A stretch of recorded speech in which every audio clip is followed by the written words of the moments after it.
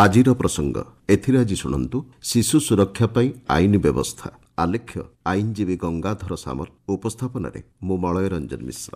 ଦେଶରେ ପ୍ରଚଳିତ ହୋଇଥିବା ତିନୋଟି ଯାକ ନୂତନ ନ୍ୟାୟ ସଂହିତା ଆଇନ ଭାରତୀୟ ନାଗରିକ ସୁରକ୍ଷା ସଂହିତା, ଭାରତୀୟ ନ୍ୟାୟ ସଂହିତା ଏବଂ ଭାରତୀୟ ସାକ୍ଷ୍ୟ ଅଧିନିୟମ ଚଳିତ ମାସ ପହିଲାରେ 1 ବର୍ଷ ପୂରଣ କରିଛି। ମହିଳା ଏବଂ ଶିଶୁଙ୍କୁ ସୁରକ୍ଷା ଦେବା ପାଇଁ ଏଥିରେ ସ୍ୱତନ୍ତ୍ର ପ୍ରାବଧାନ ରହିଛି। ବିଶେଷକରି ନ୍ୟାୟ ପ୍ରକ୍ରିୟାକୁ ନିର୍ଦ୍ଦିଷ୍ଟ ସମୟସୀମା ମଧ୍ୟରେ ସମାପ୍ତ କରିବା ଏହି ଆଇନଗୁଡ଼ିକର ମୁଖ୍ୟ ଉଦ୍ଦେଶ୍ୟ। ଶିଶୁ ସୁରକ୍ଷା ସମ୍ପର୍କରେ ଅବଲୋକନ କଲେ ଏତିକି କୁହାଯାଇପାରେ, ବିଶ୍ୱ ଜନସଂଖ୍ୟାର ପ୍ରାୟ 1/3 ହେଉଛନ୍ତି ଶିଶୁ।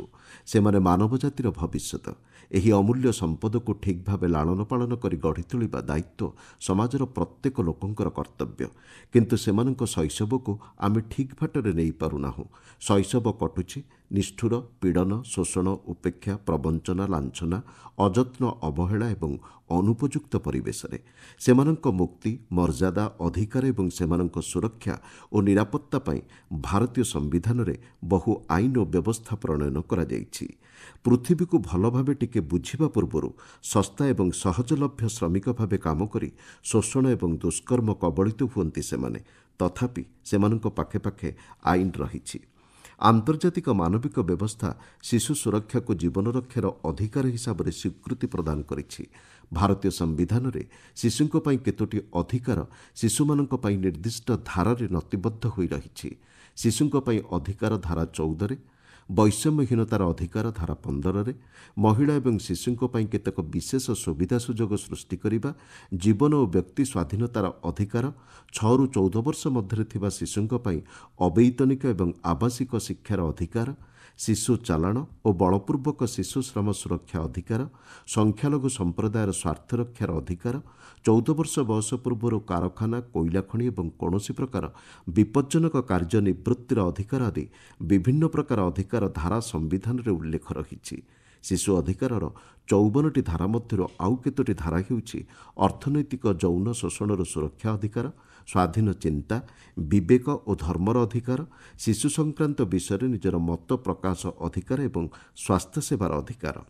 ଭାରତୀୟ ସମ୍ବିଧାନ ନିର୍ଦ୍ଦେଶାତ୍ମକ ନୀତି ମାଧ୍ୟମରେ ରାଷ୍ଟ୍ର ଉପରେ କେତେକ ଗୁରୁ ଦାୟିତ୍ୱ ମଧ୍ୟ ଅର୍ପଣ କରିଛି।